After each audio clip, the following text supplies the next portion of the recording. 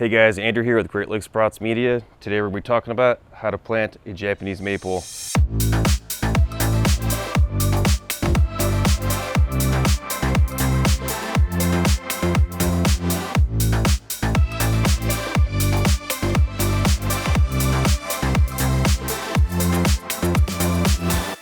There's a lot of different varieties. This one here is called Acer. Hard to pronounce this one. Tamakuyama, different variety, gets about 8 to 6 feet wide, about 6 feet tall. Basically, before we plant anything, we take our tree, we want to orient it, kind of see which way you like it the best. Step back, take a view.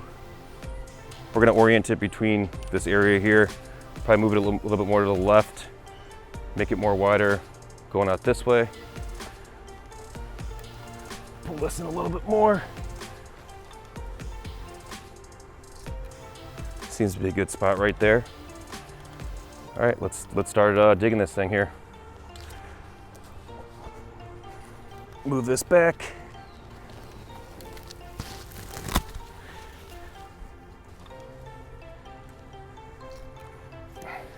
So anytime we dig a hole, we want to go double the width of the pot.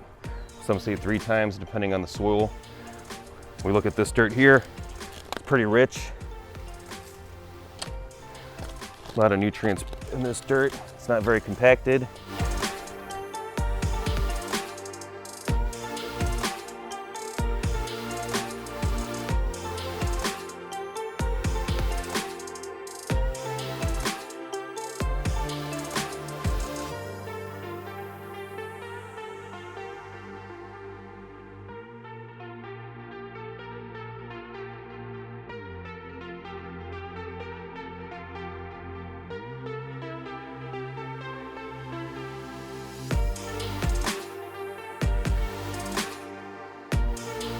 Gonna make this just a little bit wider.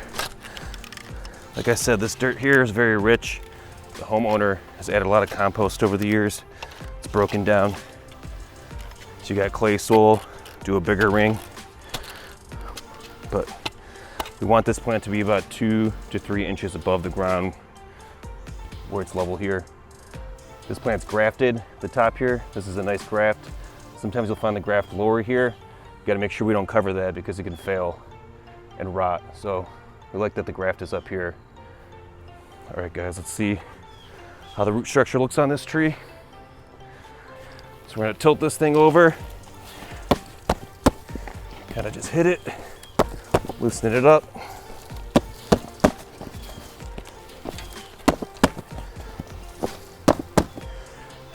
Let's see if this bad boy will pop out. It's a little bit tough. All right, there we go. Luckily we're not too root bound here. Come across this way. Sometimes you'll see trees root bound. We want to massage these roots. These ones aren't bad. We don't want them to keep going in a circle like this. So we just massage them a little bit. Turn it around. Get these roots out this way. Don't be afraid, you're not gonna hurt the tree. Japanese maples are pretty vigorous rooters.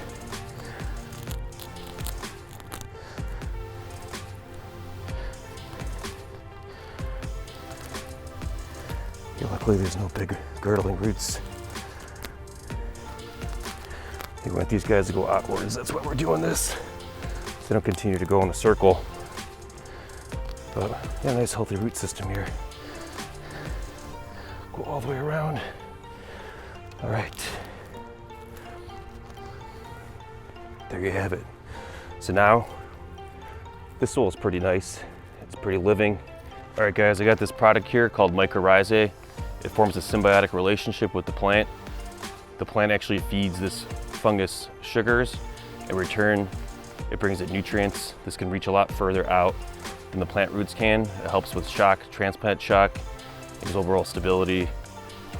They say one of the biggest, largest organisms in the planet is actually a big mycelium mat right through Michigan. They fight between Michigan and Washington. But yeah, this stuff's real good. You can find it online or at your local gardening stores. But we don't need to use a lot. It's not a fertilizer. It's more of an inoculant. So we can put a little bit at the bottom.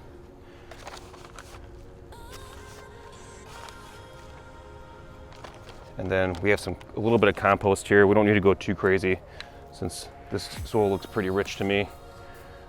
Like I said before, the owner has added a lot of compost over the years. So I don't go anything too crazy. Just a little bit at the base.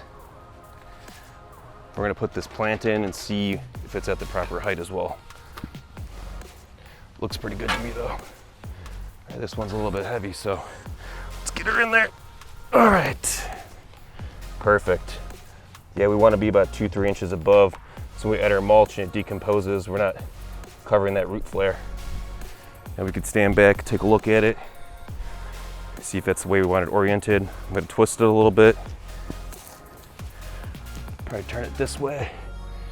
Get a little bit more of a longer way. Add a little bit of dirt under here to stabilize it so it's not crooked.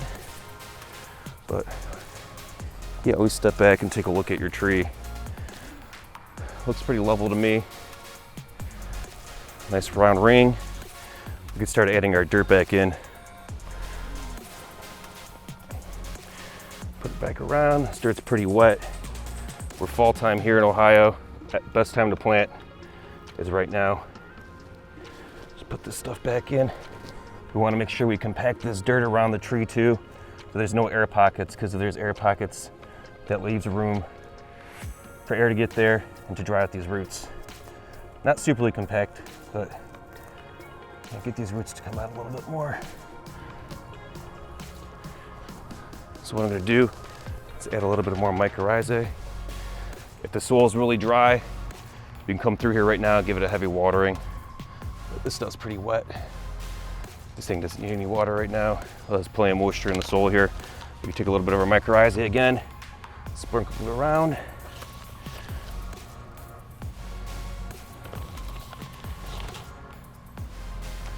All right, take a little bit more of our compost.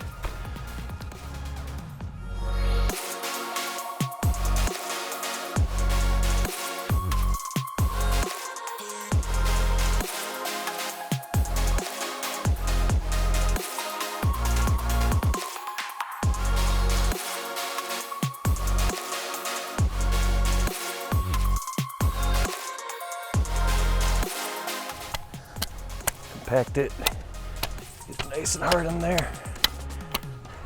All right guys, put some mulch down. It's nice compost mulch. It'll add more nutrients to the soil. You want to go around the tree, just about 1 or 2 inches. That's why we planted about 1 or 2 inches above ground, so that it's level.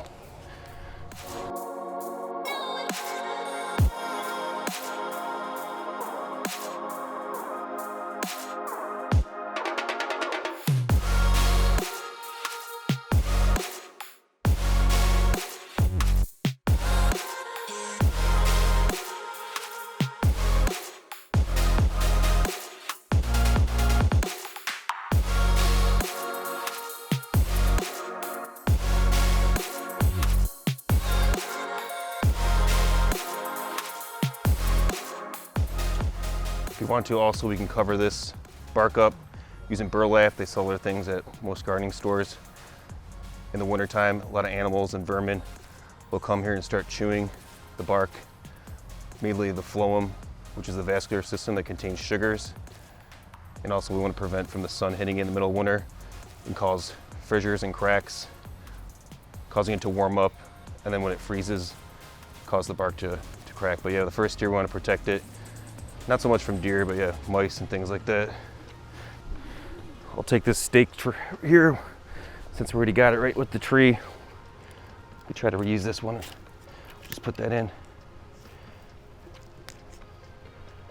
We want to stake from east to west. That's when where our wind is. So we're putting this Velcro strap on here. We want to stake most trees for the first year. After a year though, we want to take it off, because we don't want the plant to rely on the stake. We want it to rely on building its own root structure. What happens is later on the stake breaks, the plant grows a lot bigger relying on this, and this fails and the tree eventually fails. So yeah, 1 year all you need it for. So next year we'll take this out. Like I said, this plant's kind of short. Doesn't need too much stability, but we'll give it to it since it's right here. Yeah, ideally, like I said, if it was early spring, it was a lot drier out, we would give this a nice gallon of water, but it's gonna rain tomorrow. And like I said, this is, you can tell, it's pretty wet here. If you stick your finger in the dirt and the dirt's sticking to your hands, that's a good indication that there's a lot of moisture in here. There you have it, guys. That's how you plant a Japanese maple. If you got any more questions, comment below. Don't forget to hit the like and subscribe button. Thanks.